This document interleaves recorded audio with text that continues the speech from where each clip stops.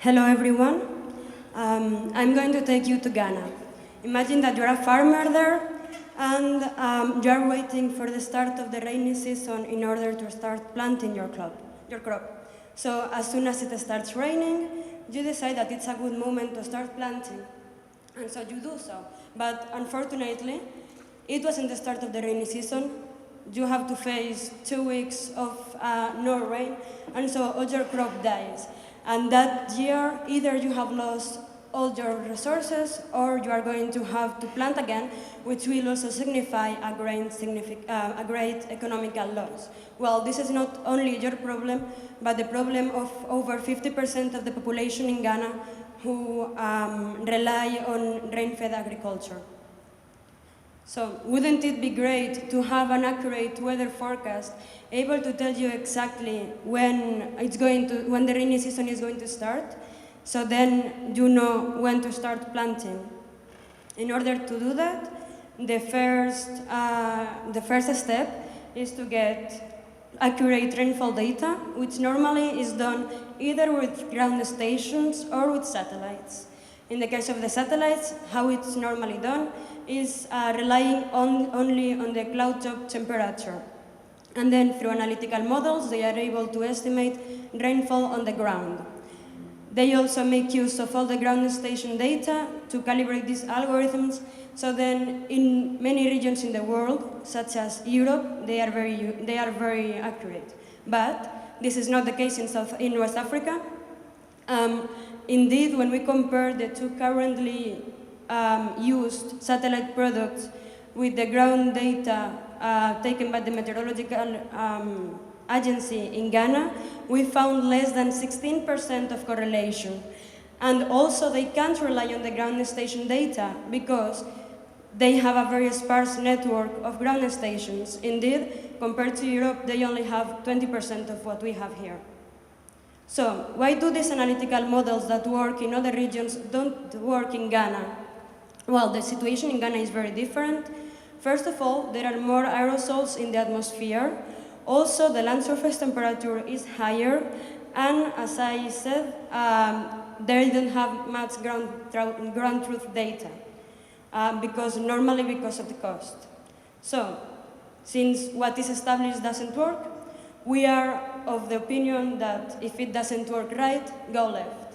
And it will not only make use of the cloud top temperature data, but also of the factors that are actually different in that region, which is aerosols, the land surface temperature, and the soil moisture. The satellites used will be Meteosat and Sentinel satellites. And we are going to input all of these satellite products as layers of a convolutional neural network that will be able to estimate the rainfall for a particular location on the ground. And in order to train and validate this convolutional neural network, we will expand the ground station network on the ground. We will do this by creating two low-cost solutions. One of them is DISDROS, which are a very low-cost rainfall sensors.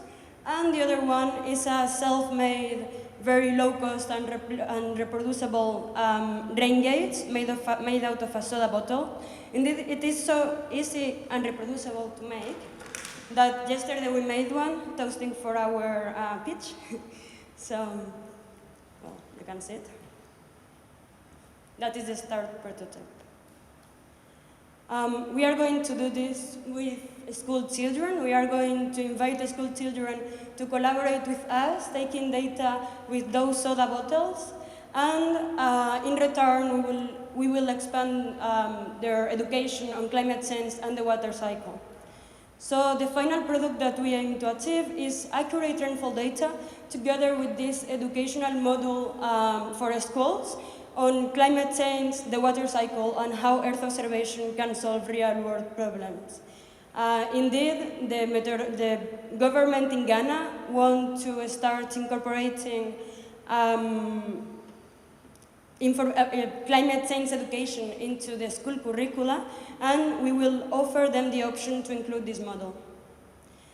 We are going to do this we will start in September 2019, and at that moment we will start developing the algorithm. Since this is a new algorithm, it will have to be, besides developed, trained and validated continuously as more and more data comes in. So first we will start with the data already available on the ground, and then we will incorporate the citizen science data as we produce it. So for that, we first need to start engaging with the schools, create the educational model, start the real, taking citizen science measurements, and also once the final algorithm is validated, we will share the results with the citizens in Ghana and also in the demo day here in December 2020. To do this, we count with a very diverse team with expertise in many different areas, such as Earth observation, machine learning, and citizen science. We are also working with the government in Ghana. Indeed, one of our partners is the Ghana Meteorological Agency, and our team counts with experience and links with the schools in Ghana. So, you might be asking, if we are working with low-cost solutions, using open data and collaborating with the school children, why do we need the money? Well, indeed, this is going to require a lot of development time because it's an algorithm that has never done before. So we will have to develop it, process all the data, and test. And for the citizen science, we will have to go to Ghana, have face-to-face contact with them, develop the educational model, share the results, and keep them engaged. So for that, we are asking for a total of 70,000. And with your help, we aim to produce accurate rainfall information, which will be the first step for food security in West Africa. So, let it rain knowledge.